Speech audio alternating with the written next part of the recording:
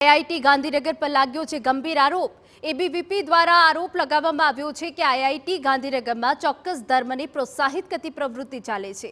એબીવીપીનો દાવો છે કે આઈઆઈટી ગાંધીનગરના સંચાલકો દ્વારા હિન્દુ ધર્મના તહેવાર કે પરંપરાની ઉજવણી માટે પરવાનગી આપવામાં નથી આવતી, પરંતુ વિધર્મીઓના ધાર્મિક કાર્યક્રમો માટે છૂટ આપવામાં આવે છે।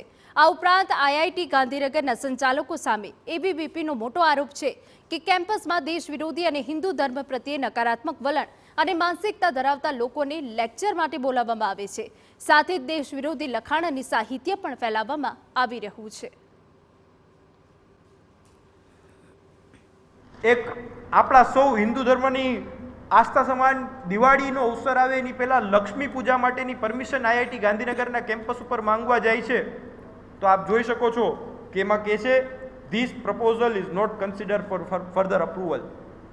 પરંતુ જ્યારે તમારે કવાલી કરવી હોય, જ્યારે તમારે ઇસ્લામિક ગાયનો ગાવા હોય, ત્યારે કોઈ પણ પ્રકારનું અપ્રુવલ નથી જોતું। ત્યારે આઈઆઈટી ગાંધીનગરના પેજ ઉપરથી, આઈઆઈટી ગાંધીનગરના ઓફિશિયલ મેલ ઉપરથી કવાલીના કાર્યક્રમોનું આયોજન થાય છે।